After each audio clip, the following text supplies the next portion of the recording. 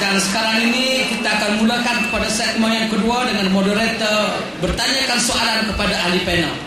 Saya rasa teruja dengan ucapan yang diberikan oleh saudara Ustaz Effendi tadi, dan saya nak tanya Ustaz Effendi soalan yang pertama. Soalan saya Ustaz ya. Ustaz kata kalau dulu PAS mengatakan UMNO berbaik dengan bukan Melayu itu merupakan satu kesilapan besar. Dan sekarang ini Ustaz kata PAS juga sudah berbaik dengan bukan Melayu. Soalan saya ialah, ada bukan Melayu di AP misalnya, bila dia berceramah ada menggunakan ayat-ayat Quran. Dan saya nampak UMNO tidak selesa. Saya nampak UMNO tidak selesa. Soalan saya, apakah itu salah Ustaz? Terima kasih kepada Tuan Moderator. Sambung selalu. Sebenarnya apabila ayat-ayat Allah Subhanahu wa taala dibaca, kalau niatnya lillahi taala bagi umat Islam, maka ia dikira ibadah. Kita baca, hamba baca, tuan-tuan baca saat ni, dah dikira ibadah pada Allah Subhanahu wa taala dan boleh pahala.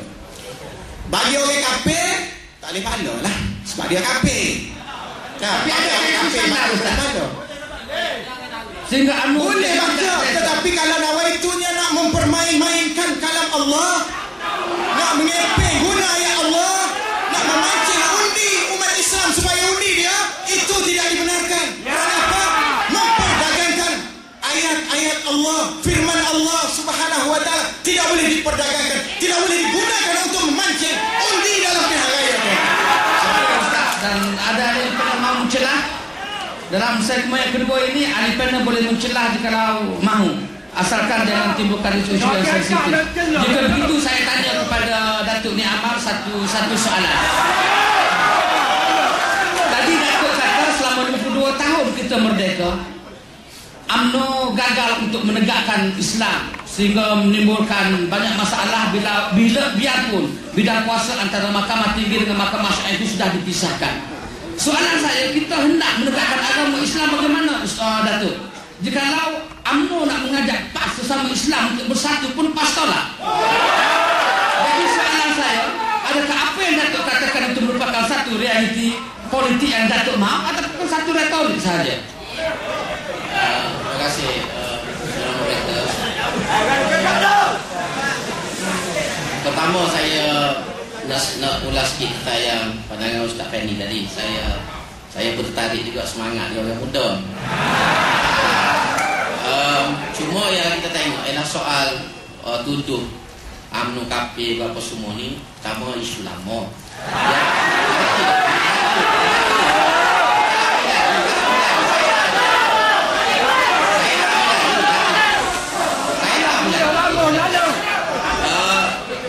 Forum ini bukan tempat kita nak selesai sebab masa kita terhad. Tetapi satu perkara yang kita kena ingat ialah pimpinan PAS pernah menawarkan kepada UMNO untuk bermuzakarah dan berdebat tentang isu kafir-mengkafir. Surat telah dihantar secara resmi kepada Setiausaha Agung UMNO.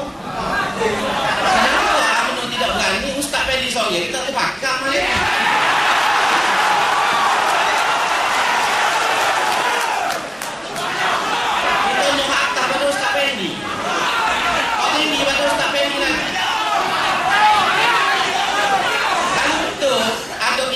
Marilah kita duduk semeja.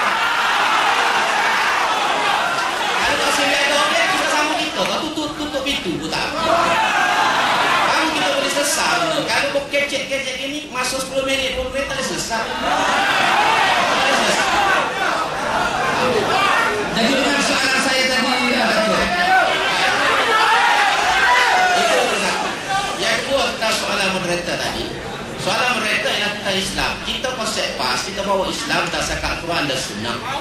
Islam sebagai satu cara hidup yang lekat dan menyeluruh.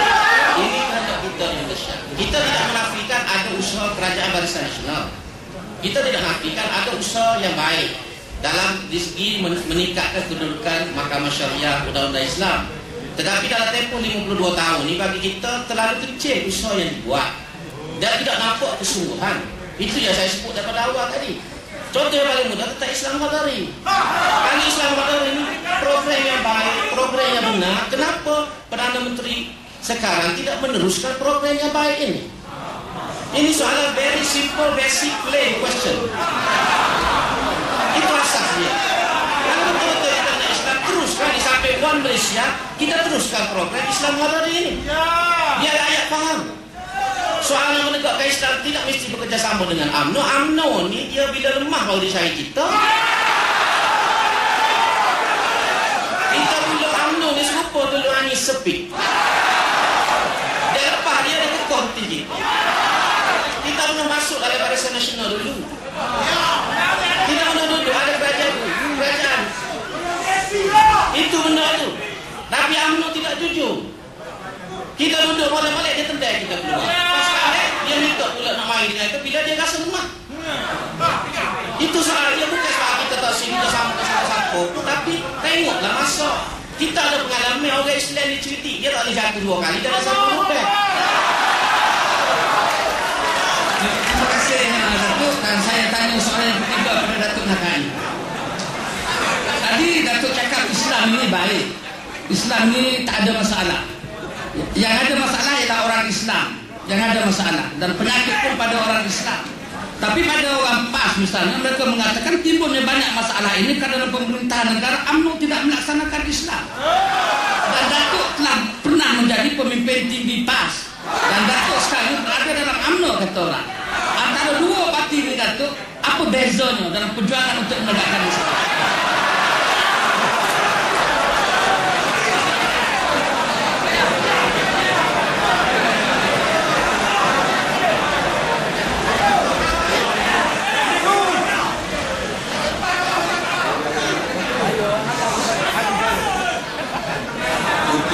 Kita nak menilai sama ada kita laksanakan Islam ataupun tidak bergantung kepada persepsi kita tentang Islam itu sendiri. Saya katakan tadi bahawa masalah kita besar, dan nak kata bahawa kerajaan persekutuan tidak langsung berusaha untuk memajukan Islam, melaksanakan Islam adalah suatu keterlaluan. Kalau kita pandang kepada aspek-aspek ilmu pengetahuan, bagaimana keadaan kita sewaktu kita mula merdeka sampai sekarang ini. Dan ini jika kita melihat bahawa ilmu pengetahuan itu adalah sebahagian daripada program Islam untuk kemajuan Islam. Datuk, beza antara PAS, pengalaman Datuk dalam PAS dan pengalaman Datuk dalam UMNO.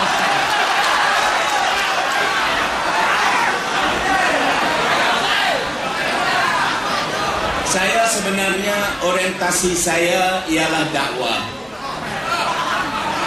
bukan sangat politik.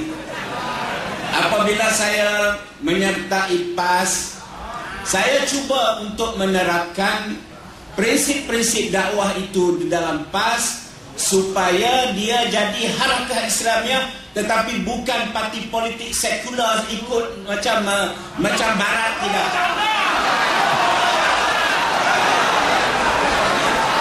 Tetapi PAS pada waktu itu memang sudah terikut-ikut dengan politik kebaratan ini. Walaupun namanya parti Islam, bukanlah mudah kita nak tukar pahaman mereka daripada parti politik kepada harakah Islamiyah. Itu bukannya soal yang mudah.